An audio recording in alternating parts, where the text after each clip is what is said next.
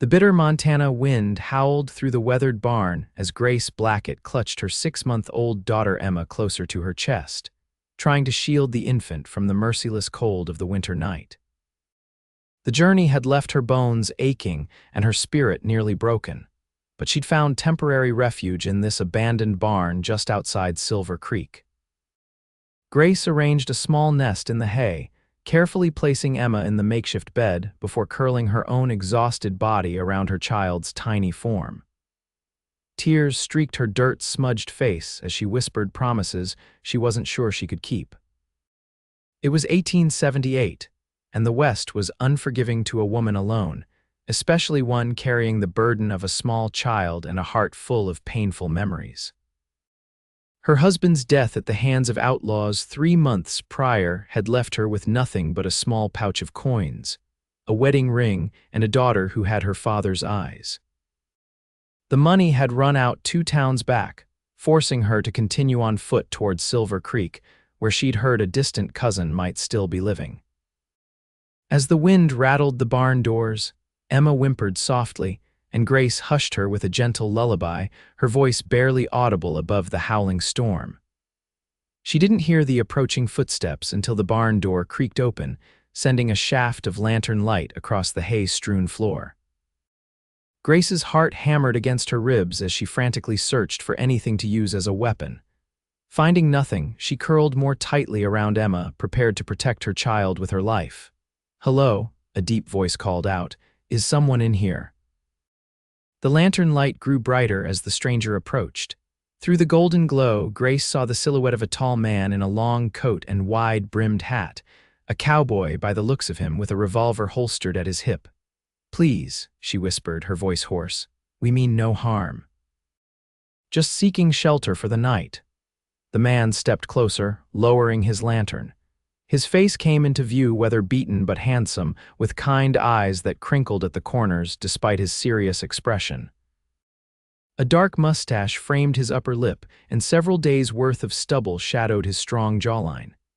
"This is my property, madam," he said, his voice softer now, "but I ain't about to turn away a mother and child on a night like this." Grace held Emma tighter, uncertain whether to trust this stranger's apparent kindness.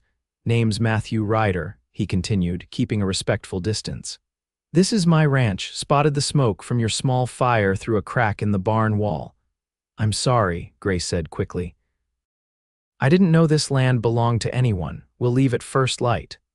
Matthew shook his head, his expression softening as he noticed Emma's small face peeking out from the blanket. "No need for that. It's 30 miles to Silver Creek in good weather, and there's a blizzard coming in." He paused, seeming to consider something. "You'll sleep soft tonight, both of you. Got a spare room in the main house." Grace hesitated, years of hard-learned caution making her wary. "That's very kind, but madam, I don't mean to frighten you, but this barn won't keep out the cold of a Montana blizzard. Not properly." His eyes were earnest. "I've got a sister who lives with me. Hannah's probably already putting on a pot of stew. You and your little one are welcome to a hot meal and a warm bed." The mention of a sister eased some of Grace's fears, though she remained cautious.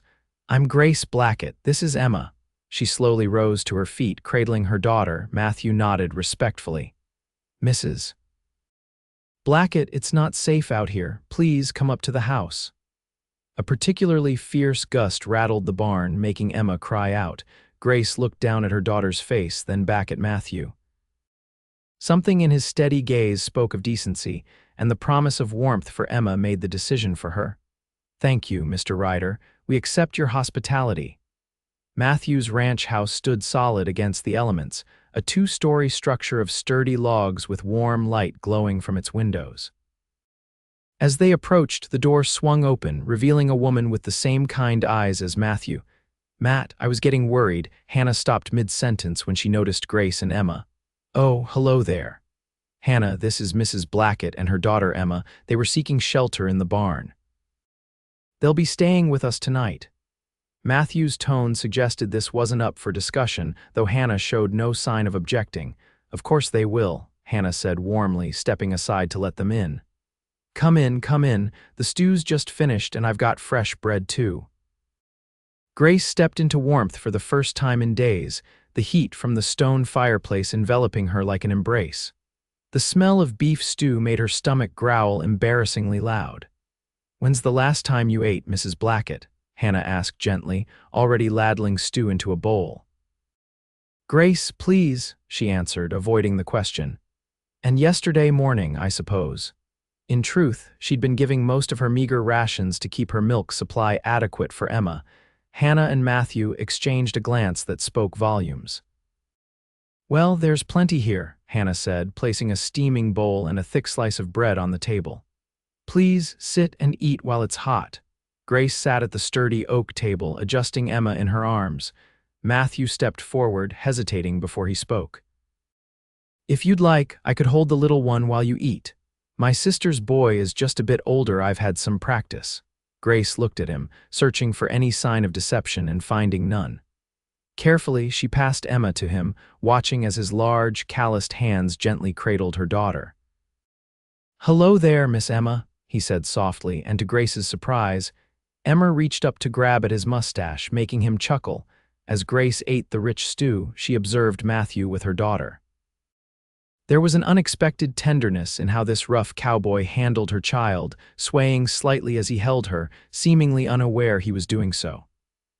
"Where are you headed, Grace?" Hannah asked, sitting across from her with her own bowl, Silver Creek. "I have a cousin there, or at least I did years ago, after my husband died." She trailed off, the words sticking in her throat. "I'm sorry for your loss," Hannah said sincerely. "Silver Creek's growing fast, but it's still small enough that most folks know each other. What's your cousin's name?" "Sarah Jenkins. Her husband was working for the railroad last I heard." Matthew looked up. "Thomas Jenkins works as a station master now." Hope flickered in Grace's chest. "Yes, that's him. Do you know them?" "Everyone knows Tom. Good man. They have a place on the east side of town." Matthew shifted Emma to his other arm as she began to fuss. "Hannah, would you mind warming some milk for the little one?" Hannah was already moving toward the kitchen. "Of course." Grace finished her meal in grateful silence, feeling strength return to her limbs with each bite. When Hannah returned with warmed milk in a small cup, Grace took Emma back and began to feed her. "The spare room is upstairs, first door on the right," Hannah said. "There's a wash basin with fresh water, and I'll bring up some of my night clothes for you." "You're too kind," Grace whispered, overwhelmed by the generosity of these strangers. "Nonsense," Hannah replied. "It's what neighbors do." "But we're not neighbors," Grace pointed out. "Everyone in Montana's a neighbor when the snow flies," Matthew said from where he stood by the fire.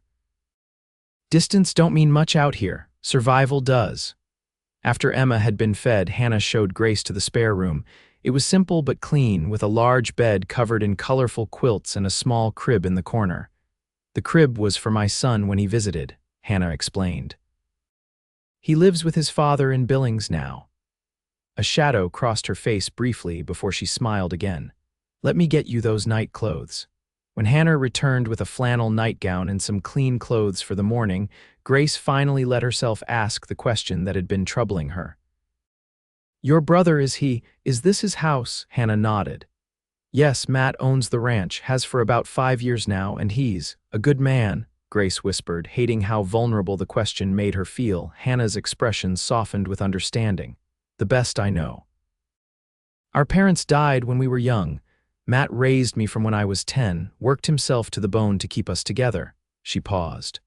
"When my marriage fell apart, he took me in without a second thought. He's got a good heart, Grace. You and your little one are safe here." Grace nodded, blinking back tears. "Thank you." "Get some rest," Hannah said, patting her arm. "Things always look brighter in the morning."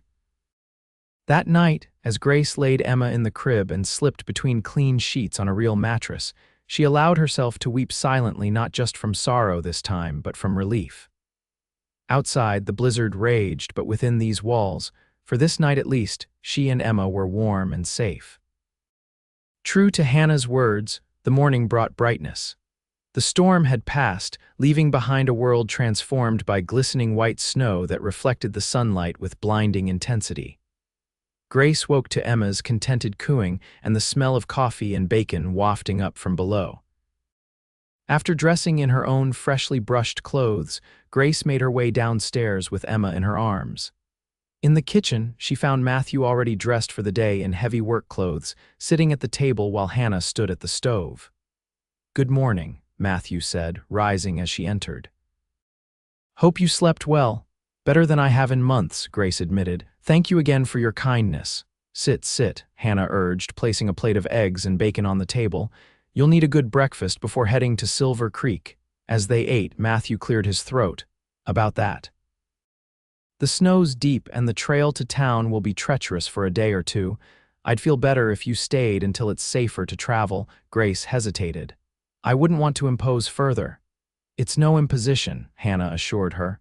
"Actually, I could use the company. Matt's always out working with the cattle or mending something." "I can pay for our keep," Grace offered, thinking of the small gold wedding band she still wore. "I could sell my ring." "No," Matthew said firmly. "Keep your ring, Mrs. Blackett. We don't need payment for doing what's right." Grace studied him, this man who had appeared like an answer to desperate prayers. "Then perhaps I could help around the house. I'm a decent cook and can sew." Hannah brightened. "Actually, I've been falling behind on mending." Matt tears through clothes like they're made of paper. So it was settled. Grace and Emma would stay at the Ryder Ranch until the trails were clear enough for safe travel to Silver Creek. What was meant to be 2 or 3 days stretched into a week as more snow fell, but Grace found herself not minding the delay. Days settled into a comfortable routine. Grace helped Hannah with household tasks, while Emma napped or played on a blanket near the fire. Matthew would leave at dawn to tend to the cattle and the handful of ranch hands who lived in the bunkhouse, returning at dusk with fresh stories, and occasionally small gifts: a carved wooden rattle for Emma, or wildflower honey from a neighbor's hive for Grace's tea. One evening, after Emma had been put to bed, Grace sat by the fire darning one of Matthew's shirts. Hannah had retired early with a headache, leaving her alone with Matthew, who was cleaning his revolver at the table. "You're good with a needle," he observed, breaking the comfortable silence. Grace smiled slightly. "My mother taught me. She said a woman should know how to create something beautiful from something torn." Matthew nodded thoughtfully. "Wise woman, your mother." "She was," Grace agreed, the familiar ache of loss softening with time. "She died when I was 18. Influenza?" "I'm sorry to hear that. Lost our mother to the same when I was 16. Father followed 2 years later, thrown from a horse." Grace looked up at him. "Hannah told me you raised her after that." Matthew shrugged, seemingly embarrassed by the implied praise. "Did what anyone would do." "She's my sister." "Not anyone would have done it," Grace said softly. "Many brothers would have sent their sisters to relatives or worse." Matthew reassembled his revolver with practiced movements before responding. "Family's all we really have in this life, that and our word." He looked up, meeting her gaze. "Your husband, how long were you married?" 3 years, Grace replied, returning to her stitching. "James was a good man, a shopkeeper. We met in St. Louis, married quickly. He wanted to start fresh out west." She paused, memories washing over her.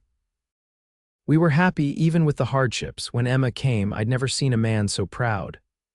"What happened to him?" Matthew asked gently. Grace's hands stilled. "Our shop was robbed. 3 men, drunk and desperate. James tried to reason with them, but—" She swallowed hard. "One shot him."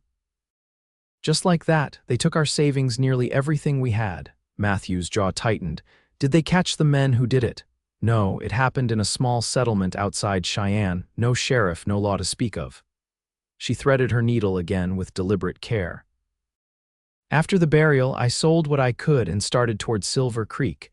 The money lasted longer than I expected, but eventually—" "Eventually, you found yourself sleeping in a stranger's barn," Matthew finished for her. Grace nodded, unable to speak around the lump in her throat.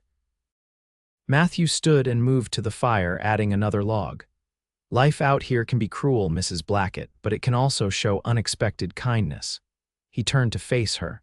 "I want you to know that whatever you decide, whether you stay in Silver Creek or move on, you have friends here, you and Emma both." The sincerity in his voice warmed her more than the fire. "Thank you, Mr. Ryder." "Matthew," he corrected with a small smile. "I think we're past formalities, don't you?" "Matthew," she repeated, returning his smile, "and it's Grace."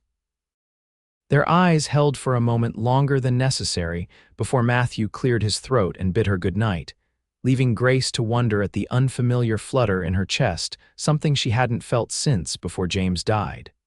2 days later, the weather cleared enough for travel. Matthew hitched his best horses to a covered wagon filled with hay bales and warm blankets. Despite Grace's protests, he insisted on driving her and Emma to Silver Creek himself. "It's market day anyway," he said as he helped her into the wagon. "Need to pick up supplies." The journey took most of the day, the wagon moving slowly through the snow-laden trails. Emma, bundled in layers of blankets, slept for much of the trip, leaving Grace and Matthew to talk. She learned about his dreams for the ranch, his hopes to expand into horse breeding. He listened intently as she spoke of her life before, her skills as a seamstress, her love of reading. Silver Creek emerged from the snowy landscape in the late afternoon, a bustling frontier town with a main street lined by wooden buildings, some freshly painted, others weathered by seasons of harsh Montana weather. "The Jenkins place is just past the church," Matthew said, guiding the wagon through the busy street. "Tom built a fine house when he got the station master position." As they approached a well-kept 2-story home with green shutters, Grace felt anxiety rise in her chest. What if Sarah didn't remember her? What if they turned her away? Matthew seemed to sense her unease. "Would you like me to come with you? Might make the introduction easier." Grateful, Grace nodded. Matthew helped her down from the wagon, then carefully lifted Emma, now awake and curious, into Grace's arms. Together they approached the front door. Sarah Jenkins answered on the second knock, a plump woman with kind eyes and graying hair. Her confused expression quickly gave way to astonished recognition. Grace Blackett, is it really you?" "Hello, Sarah," Grace said, voice wavering. "It's been a long time." Sarah's gaze moved to Emma, then to Matthew standing protectively beside them. Come in, Thomas." "Thomas, come see who's arrived." What followed was a flurry of introductions and explanations. Thomas and Sarah were indeed well established in Silver Creek and welcomed Grace with open arms. When they learned of her circumstances, they immediately offered her a home with them for as long as she needed. "We never had children of our own," Sarah explained, bouncing Emma on her knee.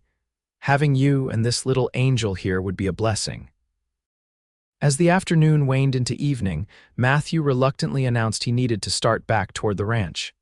"Night travel isn't ideal, but the moon's full and the trail's clear," he explained. "Hannah will worry if I don't return." Grace walked him to his wagon, Emma sleeping against her shoulder. The air between them felt charged with unspoken words. "Thank you," she said finally, "for everything. I don't know what would have happened if you hadn't found us that night." Matthew adjusted his hat, looking uncomfortable with her gratitude. Anyone would have done the same. "We both know that's not true," Grace said softly. "You're a good man, Matthew Ryder." He looked at her then, something intense in his gaze. "Will you be all right here?" "Yes." "Sarah and Thomas are family. We'll be fine." Despite her words, Grace felt a surprising sadness at the thought of his departure. Matthew nodded, seeming to struggle with something.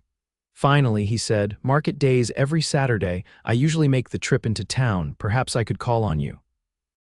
"See how you and the little one are settling in," hope fluttered in Grace's chest.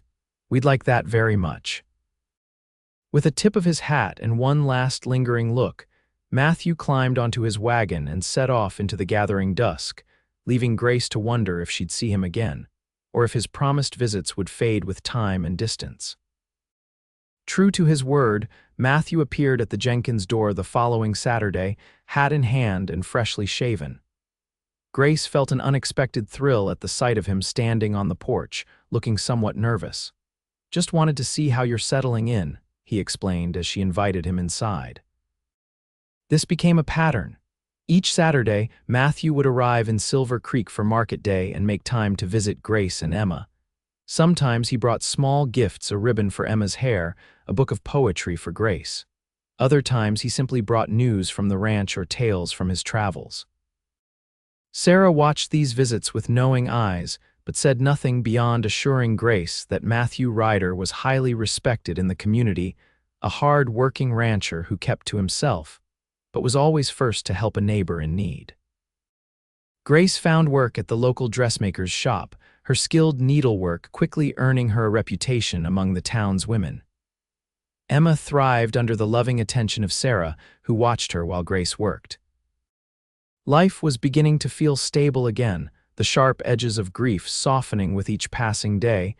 Then came the Saturday when Matthew didn't appear. Grace tried to hide her disappointment, telling herself he had no obligation to visit, that the demands of ranch life were unpredictable. Still, she found herself watching the road throughout the day, hoping to see his familiar figure approaching. 3 days later, Hannah arrived at the Jenkins house, her expression grim. "It's Matt," she said without preamble when Grace opened the door. "He's been hurt, badly." Grace's heart seemed to stop. What happened? Cattle rustlers. They came in the night. Matt and the hands confronted them, and there was shooting. Hannah's voice broke. "He took a bullet in the shoulder. Fever's set in, the doctor's been, but..." She didn't need to finish the sentence. "I need to see him," Grace said immediately, already turning to gather her things. Sarah, who had come to stand behind Grace, spoke up. "Go, Emma will be fine with us." The ride to the Ryder ranch seemed interminable, though Hannah pushed the horses harder than was prudent. Grace's mind raced with possibilities, each more terrible than the last. By the time they arrived, she was sick with worry. The ranch house was quiet save for the low murmur of voices from upstairs. Hannah led Grace to Matthew's bedroom, where the local doctor was just preparing to leave. "Keep the wound clean, change the bandages twice daily," he was instructing a tired-looking ranch hand. "The fever's the real danger now. If it breaks, he'll likely pull through. If not..." He shook his head grimly. Grace stepped forward. "I'll care for him." The doctor turned, surprised. "Mrs. Blackett, I didn't realize you were here." "I just arrived. Please show me what needs to be done." After the doctor had gone, Grace took up position beside Matthew's bed. His face was flushed with fever, his breathing labored. The bandage around his shoulder was already showing signs of seeping blood. Through the long night, Grace bathed his forehead with cool cloths, changed his bandages, and coaxed water between his parched lips. Hannah brought food that went untouched and finally retired to her own room at Grace's insistence. Alone with Matthew in the quiet of the night, Grace allowed herself to acknowledge the depth of her feelings for this man. Somewhere between that first night in the barn and now, she had fallen in love with him, with his quiet strength, his unwavering kindness, the way his eyes crinkled when he smiled at Emma. "You can't die," she whispered fiercely, pressing a cool cloth to his burning forehead. "Do you hear me, Matthew Ryder? You cannot leave us." Near dawn, Matthew's fever spiked dangerously. He thrashed in delirium, calling out names Grace didn't recognize, reliving battles she could only imagine. Desperate, she climbed onto the bed beside him, cradling his head against her shoulder as she had done countless times with Emma. "SHH, I'm here," she soothed, stroking his sweat-dampened hair. "I'm right here, you're not alone." Gradually, his agitation subsided. As the first light of dawn filtered through the curtains, Matthew's fever broke, his body relaxing into natural sleep. Grace continued to hold him, tears of relief streaming down her face. She must have dozed off because the next thing she knew, someone was gently touching her cheek. Grace opened her eyes to find Matthew looking up at her, his eyes clear and alert despite the obvious pain in their depths. "You're here," he whispered hoarsely. "I thought I dreamed you." "I'm here," she confirmed, joy surging through her. "Hannah came for me." Matthew's lips curved into a weak smile. "Smart girl, my sister. How do you feel?" "Like I've been trampled by the entire herd." He winced as he shifted slightly. "But alive, thanks to you, I suspect." Grace helped him sip some water. "The doctor did the hard part, I just kept watch." "You did more than that." His hand found hers, squeezing weakly. "I heard you, through the fever, your voice, it brought me back." Grace felt heat rise to her cheeks. "What did I say? That I couldn't leave you, that you needed me?" His eyes held hers. "Did you mean it, Grace?" Her heart pounded. "Yes," she whispered. "Emma and I both need you, Matthew." He closed his eyes briefly, an expression of profound relief washing over his features. "Good, because I'm pretty sure I'm in love with you, Grace Blackett. Have been since that first night when I found you protecting your child in my barn." Joy exploded in Grace's chest, but before she could respond, the bedroom door opened to admit Hannah, carrying a tray with broth and tea. "You're awake," Hannah exclaimed, nearly dropping the tray in her excitement. "And your fever's broken." The moment between Grace and Matthew was interrupted, but the look they shared promised that the conversation wasn't over merely postponed. Matthew's recovery was slow but steady. Grace remained at the ranch, sending word to Sarah and Thomas that she would return when Matthew was stronger. Days turned into weeks, and spring began to creep across the Montana landscape, bringing with it new life and new possibilities. Emma, now 8 months old and brought to the ranch by Sarah for a visit, was thriving.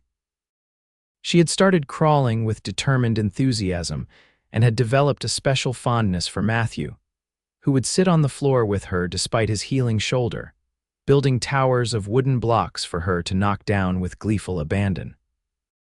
One evening, with Hannah visiting friends in town and Emma already asleep in the crib that had been moved to Grace's room, Matthew asked Grace to join him on the front porch. The air was mild, scented with wildflowers and the promise of coming summer. "Doctor says I'm healing well," Matthew said as they settled onto the porch swing. "Should be able to return to full work in another week or two." Grace nodded, suddenly aware of what this meant. With Matthew recovered, there would be no reason for her to remain at the ranch. She would be expected to return to Silver Creek, to her job at the dressmaker's shop, to the life she had begun to build there. "That's wonderful news," she said, trying to keep the sadness from her voice. Matthew was quiet for a long moment, looking out across his land as the setting sun painted the distant mountains in shades of gold and purple. Finally, he turned to face her, taking her hands in his. "Grace, I need to ask you something, and I want you to answer honestly." Her heart fluttered nervously. "All right, are you happy here, with me?" The question was simple, but the answer meant everything. "Yes," she said without hesitation, "happier than I thought I could be again." Relief softened his features. "When James died, did you think you might love again someday?" Grace considered this. "No, I couldn't imagine it. The pain was too fresh, too overwhelming." Matthew nodded in understanding, and now, Grace took a deep breath. "Now I know that hearts can heal. That it's possible to honor what was lost while still embracing what's found." Matthew's eyes shone with emotion. "I lost someone once too, Catherine. We were to be married, but she took sick suddenly, pneumonia. It was 8 years ago now, but for a long time I thought that part of my life was over." He squeezed her hands gently. "Then I found you sleeping in my barn, protecting your child with nothing but courage and determination, and something woke up inside me." Grace felt tears gathering in her eyes. "Matthew, I love you, Grace, and I love that little girl of yours like she was my own." He reached into his pocket, pulling out a small, worn velvet box. "This was my mother's. I've been carrying it for weeks, waiting for the right moment." He opened the box to reveal a simple gold band set with a small pearl. "I'm not asking you to forget James. He'll always be Emma's father, and part of your heart will always belong to him. But if you could find room for me too, I'd be the happiest man in Montana." Grace's tears spilled over. "Are you asking me to marry you, Matthew Ryder?" "I am," he said solemnly. "To be my wife, to make this ranch your home, to raise Emma here and perhaps more children someday, if that's what you want." Grace didn't need to consider her answer. In the weeks of caring for Matthew, watching him with Emma, seeing the kind of man he was even in suffering, she had come to know her own heart completely. "Yes," she said through her tears. "Yes, I'll marry you."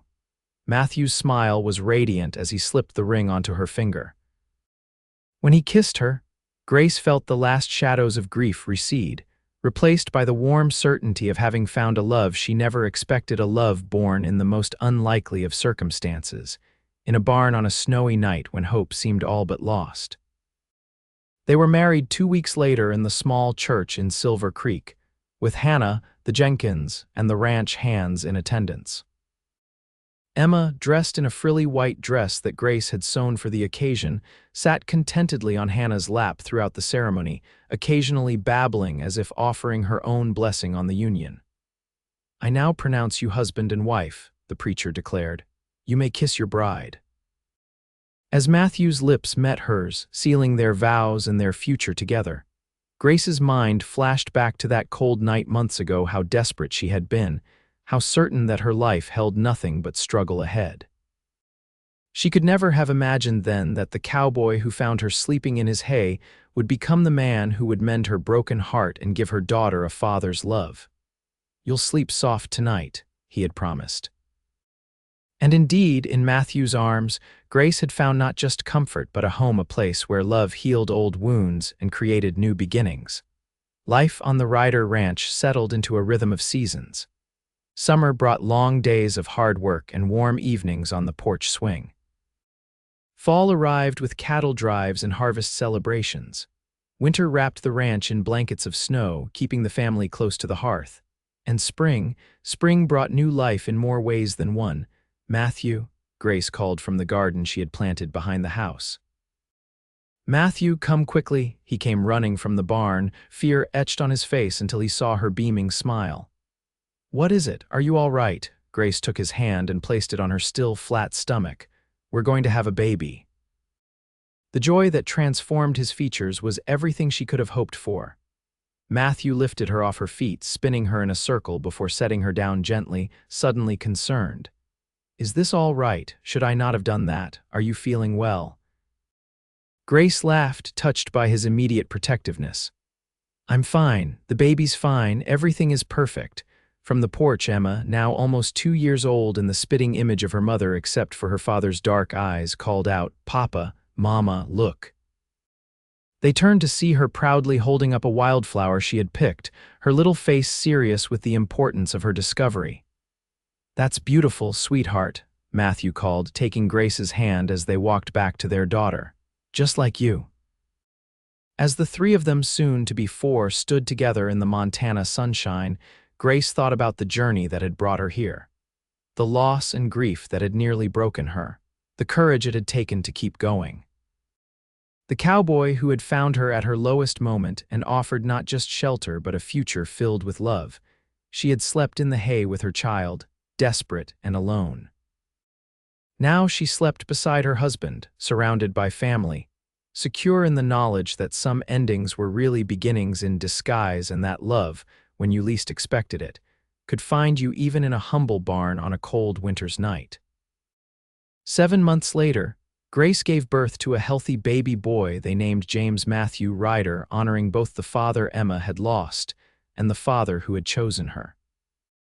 As Matthew placed their son in Emma's careful arms, showing her how to support her brother's head, Grace watched her family with a heart so full it felt it might burst.